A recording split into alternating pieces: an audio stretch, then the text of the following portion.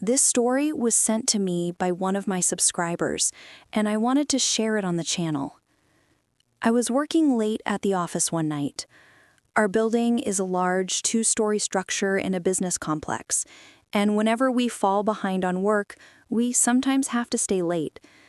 I had taken 2 sick days the week before, so I was behind on a project and didn't have much time left to finish it. My plan was to stay a few hours this night and a few hours the next, usually leaving between 1 and 2 in the morning. Often other coworkers stayed late too, but on this night, it was just me. My desk was in the center of a big room full of desks, and as I typed away on my laptop, I started to feel drowsy. After fighting it for a while, I finally got up to make coffee in the break room. I started the machine and leaned against the table, barely keeping my eyes open as it slowly filled my mug. Suddenly, a loud thud echoed through the building. It sounded like it came from downstairs, and it was powerful enough to resonate through the floors and walls. Nothing followed the noise.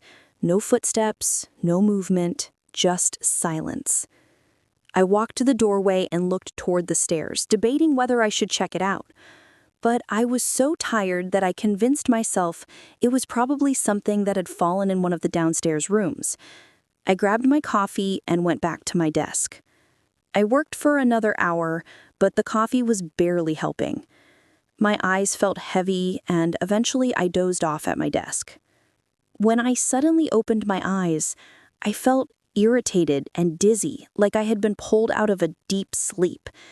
As I tried to regain my senses, I noticed a faint sound somewhere in the building. A soft beep repeating every 4 or 5 seconds. I looked at my laptop and saw it was nearly 2 in the morning. I decided there was no point in trying to keep working. I packed my things and headed toward the exit, planning to check the beeping on my way out. But as I approached the stairwell, the sound made me uneasy. I'd never heard it before, and something about it felt off. I walked down the stairs, and as the beeping grew louder, I peered into the long hallway on the first floor. At the far end, right in front of the entrance door, a metal rod was lying on the ground. The door itself was wide open. My stomach dropped. That door should have been locked. The beeping was coming from the building's security system, which meant it had been triggered. Running on instinct, I turned and sprinted to the opposite end of the hallway, exiting through the back door and getting into my car. From a safe distance, I called for help. But what I learned afterward was far more terrifying. Police arrived and searched the building, but didn't find anyone. We then checked the security footage. At 11 p.m., a man was seen walking up to the building and breaking the door open with a single hit from some kind of tool, the same sound I heard while making coffee. He then moved slowly through the first floor before going upstairs to the office where I was working. He stood quietly only a few feet behind me as I sat at my desk. Then he walked back downstairs, only to return again while I was sleeping. The footage showed him wandering around the office, even approaching me closely and searching around my desk. It's unclear if he stole anything, since not every room had cameras, but the footage gave no clear explanation of what he wanted. The only certainty was that he had been inside the building with me for hours. After seeing the security tapes, I've never stayed alone in that office again. Thank you to the subscriber who sent in this terrifying story. If you have a story to share, send it in and it might be featured next. This story was sent to me by one of my subscribers, and I wanted to share it on the channel. I work at a gas station in the center of my town. My shifts aren't always the same, but I usually end up working overnights and early mornings. I had been there for a year at this point, and honestly, I didn't have many complaints. It was a simple job that paid decently and mostly required me to stand behind the counter and assist the occasional customer. On this particular night, I was working the typical 10 to 6 overnight shift. Weekday overnights are usually quiet, and since it was raining heavily, I expected it to be even slower. During the first couple of hours, I sat behind the register waiting for anyone to come in. A few people paid for gas with cash, but by around 12:30 or 1, things went completely dead.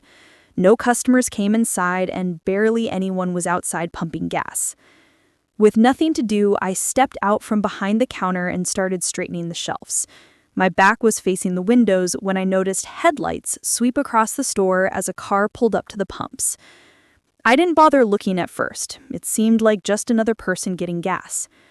I kept busy for about 10 minutes before I glanced outside. The same car was still there, and a man was standing beside it. As soon as I looked in his direction, he shifted away, making it very clear that he had been watching me. The realization sent a chill through me. No one spends 10 minutes pumping gas. Something felt wrong. I returned to the counter and checked again 30 seconds later. The man was getting back into his car. The headlights flickered several times as if he was having trouble starting it, but he eventually managed to get it running and sped off. I stood there for a moment, uneasily staring out the window. Something bothered me enough that I pulled up the recent pump transactions. The pump he had been parked at hadn't been used for hours. He hadn't bought any gas. He had just been standing there watching me. I stayed behind the counter for a long time after that, hoping the rest of the shift would pass quietly. A few cars came and went, then it got silent again. Around 3 in the morning, I heard something outside. Despite the heavy rain, I could hear a faint, rhythmic shuffling along the side of the building. Footsteps. I looked out the window, but there was no angle that let me see the side of the store. The parking lot was completely empty. I moved quickly toward the back door, a heavy metal door with no windows, and pressed my ear against it. The footsteps grew louder until they were right on the other side. I stared at the handle, holding my breath. The handle turned slowly, just slightly, but stopped when it hit the lock. Silence followed. A long minute passed before a frustrated grunt came from the other side, followed by a sharp scraping sound across the metal surface. Then the footsteps moved away, heading along the side of the building. I ran back to the front, hoping to see whoever it was leaving, but no one was in sight. Heart pounding, I grabbed the store phone and dialed 911. Someone trying to force their way through the back door in the middle of the night could only mean something bad. When the police arrived, they couldn't find the man, but they did find a car on the side of the road less than a quarter-mile away. It was the same car I had seen earlier, the one the man was using to watch me. It had run out of gas and had mismatched license plates. Police later confirmed it was a stolen vehicle from 2 states away. The officers also found a long scrape across the back door, made by a sharp metal object, likely a knife. Knowing everything I learned afterwards, I realized how lucky I was. The man was already on the run, and whatever he planned to do that night, it was nothing good. Thank you to the subscriber who sent in this terrifying story. If you have a story to share, send it in and it might be featured next. This story was sent to me by one of my subscribers, and I wanted to share it on the channel. For the past couple of years, I've had the same job. I'm a janitor at a popular fast food restaurant. I don't take orders or deal with customers, I just clean. I rarely even see the other employees because I work the overnight shift. Everything in the restaurant needs to be deep cleaned every day, and it's almost impossible to do during open hours. Nothing strange had ever happened during my shifts, aside from the occasional customer knocking on the window to see if we were open. So on this night, I came in and started my routine like usual. A couple of employees were still there when I arrived, but by 10, an hour after closing, it was just me for the rest of the night. I put in my headphones and began scraping the grills and prepping everything that needed to be hosed down. After a while, I lost track of time, but I guessed it was around midnight when I heard a knock at the front of the building. I pulled off my headphones and heard it again. I walked to the front, expecting to see someone at the door asking if we were closed, but when I looked, no one was there. I went up to the door and checked the parking lot. No cars, no people. I knew the sound had come from that side of the building, so I waited a moment, listening, but nothing else happened. Thinking I must have mistaken another noise for knocking, I went back to work. Another hour passed, and I took my lunch break. I grabbed my lunch bag and sat at one of the tables in the dining area, taking my time since I was ahead on cleaning. Once I finished eating, I walked to the back and reached for the mop, only to freeze when I saw a man's face staring at me through the drive-through window.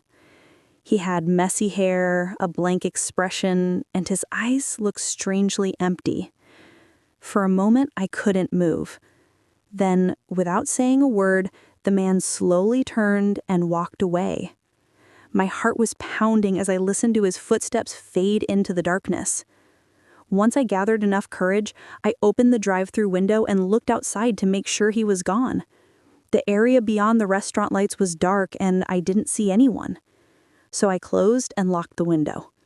For the next hour, I was on edge, constantly checking behind me and glancing at the windows, feeling like I was being watched.